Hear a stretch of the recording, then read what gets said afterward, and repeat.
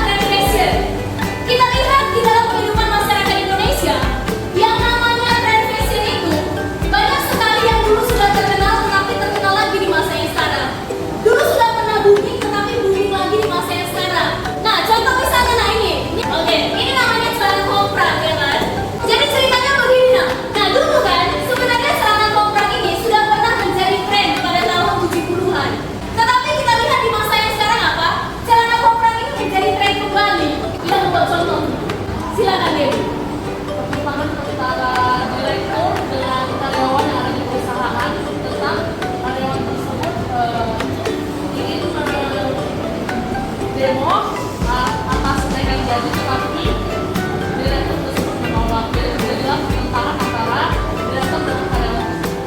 Oke, jadi contoh yang dijelaskan si Dewi itu dan disebut juga di PowerPoint-nya. Nah, contohnya adalah konflik yang terjadi antara karyawan dengan pemilik perusahaan. Karyawan tersebut melakukan yang namanya demonstrasi terhadap pemilik perusahaan. Nah, dari demonstrasi ini nanti akan terjadi perubahan sosial. Misalnya yang pertama, perubahan sosialnya apa? Bisa jadi gaji karyawan akan dinaikkan. Yang kedua, bisa jadi pemilik perusahaan tersebut akan melakukan yang namanya PHK, pemutusan hubungan kerja. Karena apa? Karena mungkin perusahaan tersebut menganggap orang-orang yang demonstrasi itu telah mencemarkan nama baik perusahaan. Tapi yang kelima, ada namanya teori fungsional. Jadi begini, teori fungsional ini mengatakan bahwa yang namanya perubahan sosial itu terjadi karena adanya ketidakpuasan masyarakat terhadap suatu kondisi.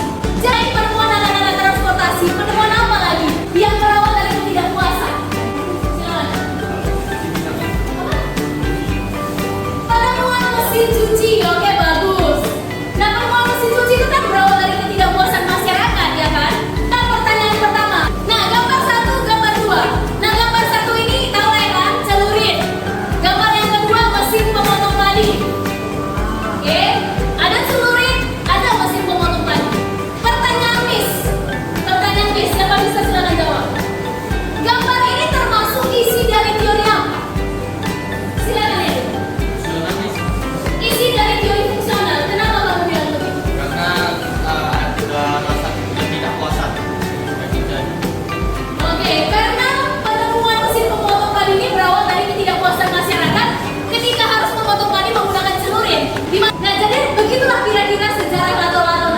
Nah, dari video ini kita sudah bisa mengetahui bahwa rupanya tren lato-lato ini pernah booming pada tahun 70-an, booming lagi pada tahun 90-an, tapi booming lagi di tahun 2022. Berarti lebih tepatnya ini termasuk ke teori siklus ya, perubahan yang terjadi secara berulang-ulang. Oke, sampai di sinilah materi kita hari ini.